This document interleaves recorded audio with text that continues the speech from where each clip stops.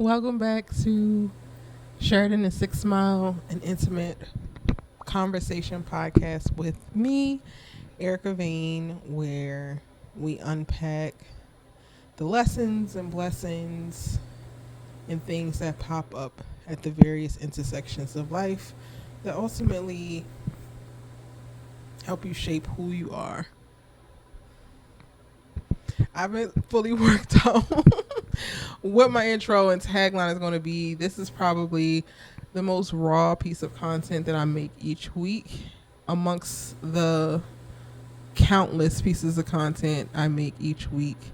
If you're new to me or my channel, this is my personal channel where I host this podcast. I go live every single day and I drop vlogs sharing my life with you as I am growing, breaking in to the entertainment industry, and truly walking in a space to create and continue to create a life that I love.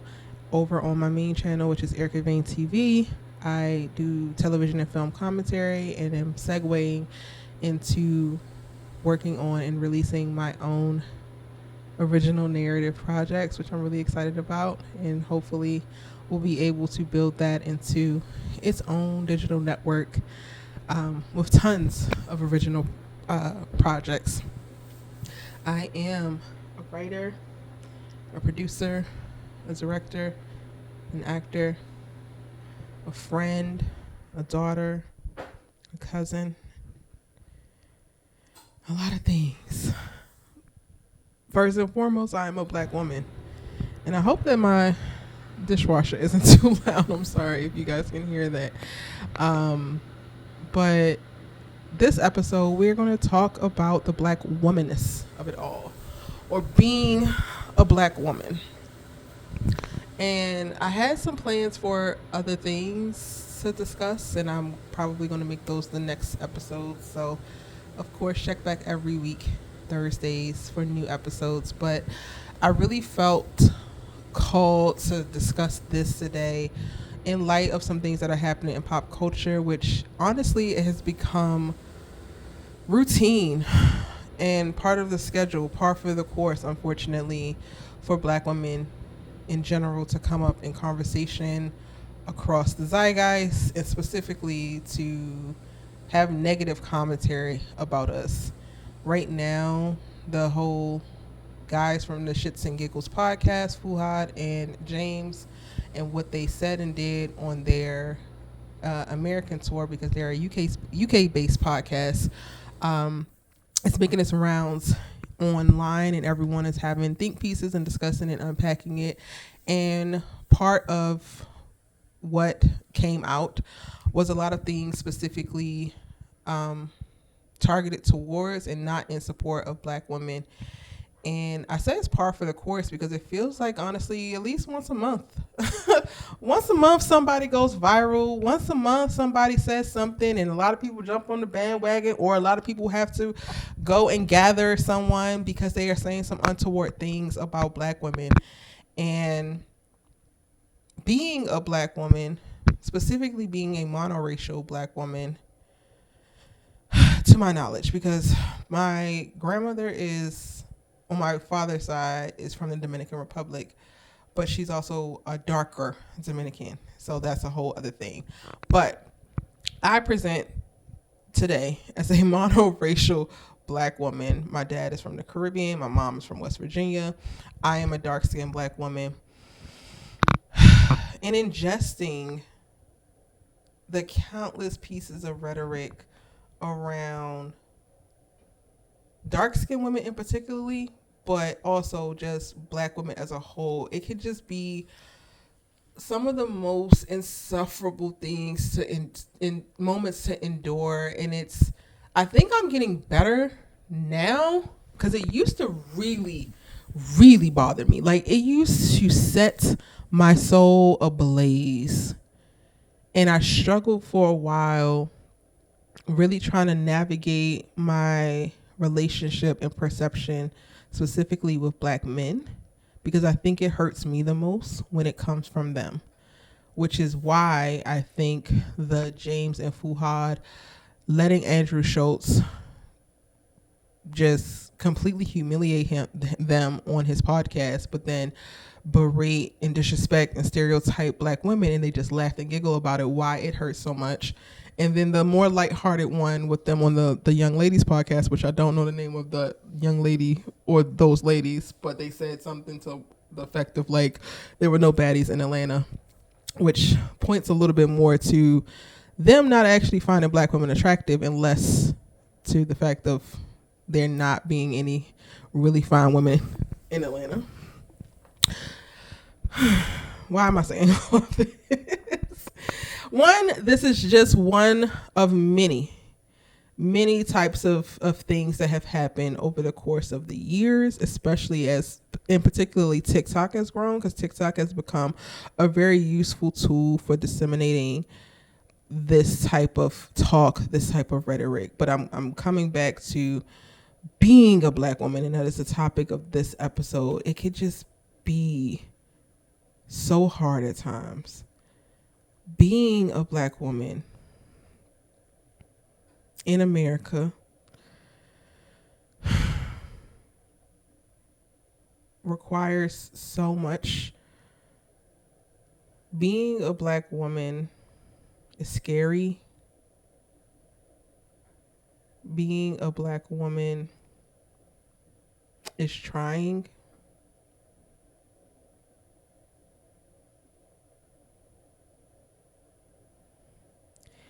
Being a black woman is conditioning yourself to know that you gotta have you, because depending on where you are and who you're with, nobody has your back.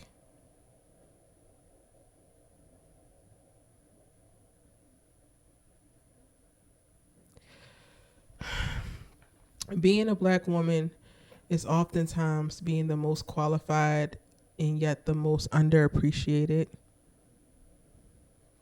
Being a black woman is being unheard, not considered, disrespected, dismissed, demoralized, constantly challenged.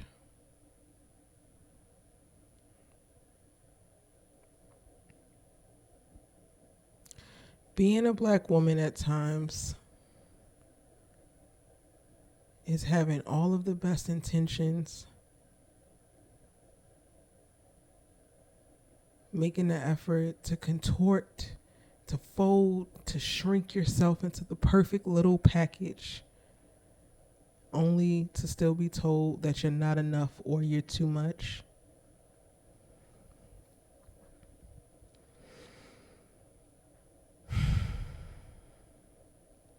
Being a black woman in America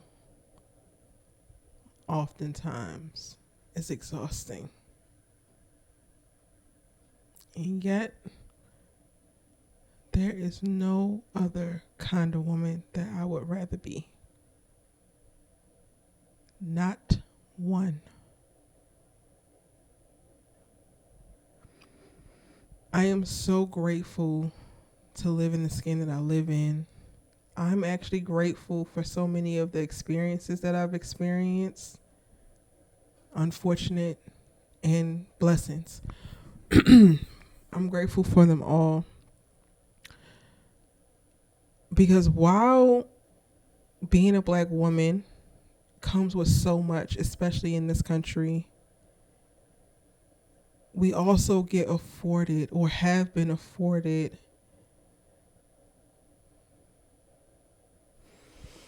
I don't know if the word should be perspective, but I'm feeling like saying perspective that so many others don't get. Being a black woman is experiencing, feeling, thinking all of the things that I just laid out for you, and then still figuring out ways to thrive, finding moments of peace and happiness. It's still evolving. It's learning from mistakes you make and mistakes of others. It is building taking the foundation that you have and building on it and never stopping building on it. Being a black woman is being beautiful, even when the world can't fully see it or always recognizes it or will refuse to speak to it. Being a black woman is having deep levels of compassion, even amidst being a target of great deals of pain and betrayal. Being a black woman is being that girl, but still operating in humility. Being a black woman is accepting the very many challenges that life lays at your feet. Being a black woman is finding camaraderie within relationships with other black women where you are able to learn love, deepen how you experience love, shore up yourself and your confidence, your self-esteem, band together to protect one another. Being a black woman is having creativity in your bones. It's having a smile in your spirit. It's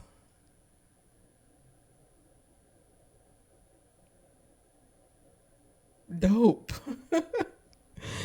It's dope as to be a black woman. Like, dope as fuck to be a black woman. I didn't want to curse, but I'm going to go ahead and say it.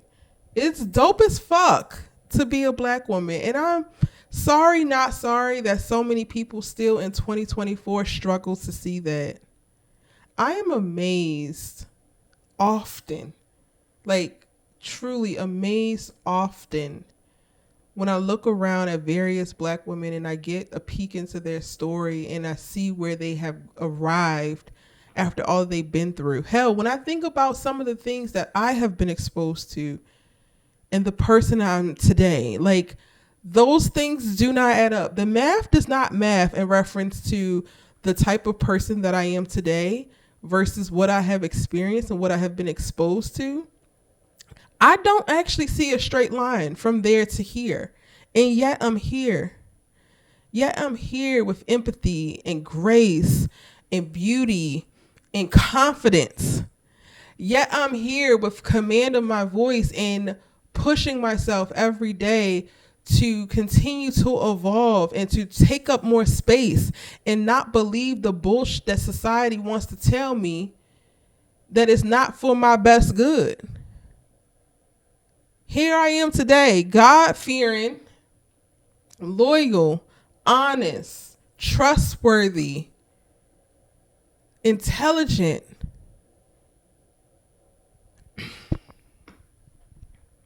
It's so easy, especially at times where there's a whole bunch of rhetoric being spewed wherever you congregate most. And like, I am chronically online because I am a content creator and I have active YouTube channels and social media handles and website coming soon. So I'm constantly online, right? So I'm gonna use that as an example. But if you are in a toxic community or you're in a mostly male community and it happens to be a group of men who don't like black people or black women, same would apply to you. It gets hard when you are bombarded with the rhetoric around black women and how people perceive us. But I implore any black woman listening to stay the course, to trust your gut, to have faith, and to block out the noise. Because we do not need random male podcasters to see us as desirable to be desirable. We don't need this person, that person to know that we're beautiful, to know in our heart that we're beautiful. We don't need, and this is the part that sucks, because it's like, while we shouldn't have to experience the things that we might experience, we also don't need people who don't want to get it, who don't want to understand, who find their value in marginalizing and downplaying the greatness in others because they cannot find the strength, the effort, the energy, the whatever they need to find to go and spend time and get better themselves. So they much rather create hostile spaces for true greatness to struggle in order to like say that they're the best because of their skin or whatever. We don't need them. I was talking to my homegirl before recording this, and she was talking specifically about the James and Fuhad thing, and she said that one of the things that's pissing her off most about it when they went on Andrew Schultz's podcast was that Andrew gets to win in this moment. He got to embarrass them, humiliate them, and disrespect them. And then he turned around and got to humiliate, or not humiliate black women, but disrespect black women, and they let it happen. And then when they went to apologize, he continued on with their humiliation ritual, basically, and pointed out how they had a chance to delete this and delete that and do this and do that. So they get to win. And it's like, it could feel like sometimes those people are winning in the moment, but ultimately they don't win. Ultimately, they are still playing a losing game in their bigotry, in their disrespect, in their ignoring the very real greatness, beauty, whatever that's right in front of them. They are playing a losing ass game. So that they don't actually win in the long run. And I told her, I'm actually glad it happened. Because I am still of the camp of like, let's clear house. Present yourself. Because I am tired of going with my natural inclination, and that speaks to black men and like wanting to support black men and love on black men. I love, in my bones, y'all, I love seeing a black man smile wide and like coming from a place of like truly being happy. So going to the whole James and Fuhad thing, like those men were single-handedly holding space for me to keep the door open for like black male joy to bring me joy. Watching them laugh and cut up and giggle, and just the sight, I don't even, like half the time I wouldn't even be listening to what they were talking about on the podcast, but just watching them genuinely laugh made me smile and made me happy, because I deeply desire for black men to know joy and to know peace and to know grounding and to just be able to like be ecstatic about some y'all deserve. But in having that natural feeling and that being a thing that actually makes my heart sing to see, also I'm not holding space for black men who don't actually like black women, who only like the dollars that we are able to put in your pocket, or only like the advice we're able to provide for you, or only like the work that we're able to do for you, but you don't see us as actually valuable. You see us as useful because we are, and we're valuable, but you want to deny our value. Keep this up. Keep presenting yourself, keep outing yourself, keep dropping the mask so that I can know and I can move accordingly and I can divest accordingly. There's a whole movement of women who are divest, specifically black women who are divesting from black men. And I'm not there yet because I don't see myself engaging long-term, marrying a non-black person, black man.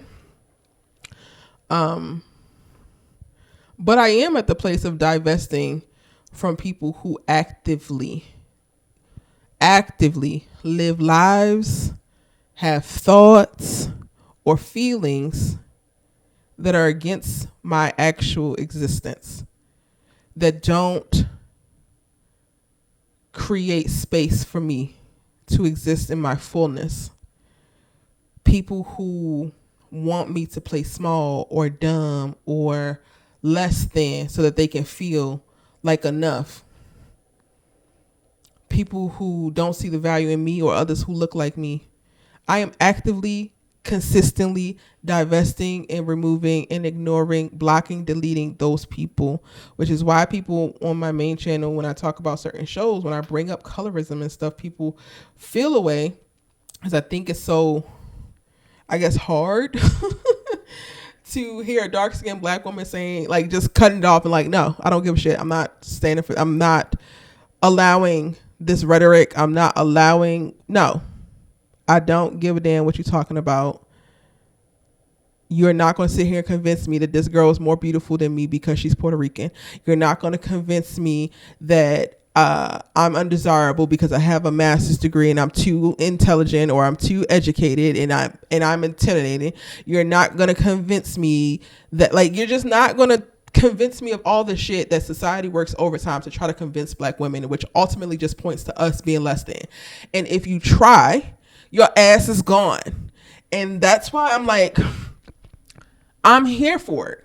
I'm here for these moments of cancellation. And while people have problems with cancel culture, I don't. But I also cancel people quietly all the goddamn time. I don't have to put up a post about it. I don't have to go screaming from the mountaintops. But people have been consistently, at least for the last 5 years, because I've gotten super intentional about it, have been canceling themselves for Erica, as far as Erica is concerned, for quite a while. And they will continue to do so because I am, as a black woman, being just as active, if not more aggressive with protecting not only my peace, but the space for me to exist in my fullness and live a life that I deserve. Live a life that allows me creative freedom, that allows me breath, full breath, not shallow, waiting for the other shoe to drop breath. And that only happens when you are intentional about the spaces that you curate and where you go and where you don't go, who you allow to befriend you and who you don't. Like, I am very intentional and aggressive about this. So, next month there will be another James and Fuhad or whoever. People have been using rage bait as it pertains to black women for quite a while. And as I said, starting off this episode, it can be hard to hear some of the negative things that people have to say about us. Hell, might have been hard for you guys listening to me discuss some or list off some of what I would say are negative adjacent things about the black woman experience. I know that even with that,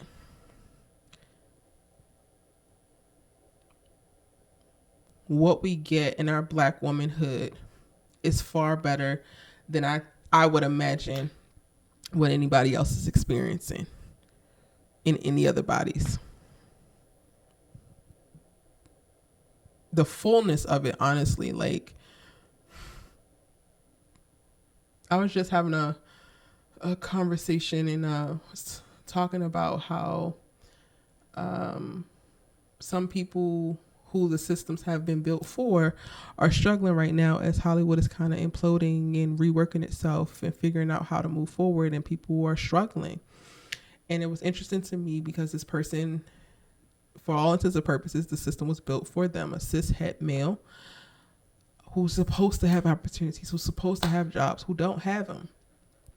And I would much rather be me, who has come up and who has had to hustle, who has learned various skills, who has had to scope the scene, has had to get in where she fit in, has had to take a few L's, have had some wins, and who can sit in this moment at this time within this industry and decide, like, okay, yes, would I love to have my show sold to a major studio and they produce it and I got all this money and da-da-da-da? Yes. But since that's not happening, it's not happening for a bunch of people right now, I can also go and make my shit myself. I can also go and do this. I can also utilize this talent and this skill and this contact and put this together. Meanwhile, this other person is sitting holding their hands up like, oh my God, what am I going to do? I can't do anything. That, to me, is part of, like, the ultimate, like, the beauty in being a black woman. Us figuring out a way to keep on keeping on and then ultimately turning that into thriving. Ugh. Now, I feel like this is going to need to be an additional episode or like additional parts to come, because what I would also love to get into in discussing black womanhood and having it be more than just like my random musings of like this moment, but I would love to get into the lack of protection for Black women and how people who do care and want to aid in improving the experience here in America or anywhere, honestly, but I'm only speaking about America because that's where I live. For Black women, what could you do? What are some of the things that need to be considered that you might not actually be considering? I think that there's something to be said about that conversation that needs to be had, because I do feel like in speaking to how much disrespect and dismissal Black women receive, we also are not protected, and those things go hand in hand. I remember a couple of years ago when a friend, cis het Black male, came, one of my best friends came to visit me here in LA, and I was talking to him and I was telling him that Black men don't protect Black women. He got mad. He's like, I protect you all the time and I wouldn't let da-da-da happen. I wouldn't do da-da-da. And I'm like, I get that. I hear you. And this wasn't a personal attack on you in a moment. I said in general, Black men do not operate from a space of protecting Black women. And I would argue that even when y'all are protecting Black women, it's only the Black women who are in direct proximity to you. Black women who you have friendship with, true friendship with, and you care about. Black women within your families, or Black women that you are sticking parts of you into parts of her. That's it. And that shouldn't be the case. Because I don't know about y'all, but me as a Black woman, as I'm moving about the world and I'm out here in life, no matter if I'm at Target or the library or the park, and I see another Black person, period, but definitely a Black man, and something untoward is happening, my head is on the swivel because are you good? Oh, they said, what they said to you? Let me stay here and listen to make sure you, yeah. Do I feel like I get that same courtesy? No. Oftentimes I feel Black women are left to our own devices and to our own protection because we have filled the gaps for ourselves and shown up for ourselves. So a lot of people regard it now like Black women don't need anybody because we do this. We're the most educated. We're starting the most businesses. We're doing this. We're doing that. And that couldn't be farther from the truth. But again, the beauty in Black women is like, somebody ain't doing it. Still got to get done. So like, let's show up for myself. Let's show up for my homegirl. Those are just my initial thoughts of being a Black woman. I didn't go into too much depth on my specific experiences because I think future episodes will be great for that. But I would love it if you told me what are some of your experiences or thoughts on being a Black woman. How you feel about it? I thank you guys for coming to yet another episode and listening. This has been Sheridan and 6 Mile. I'm Erica Vane, and I'll see you next week.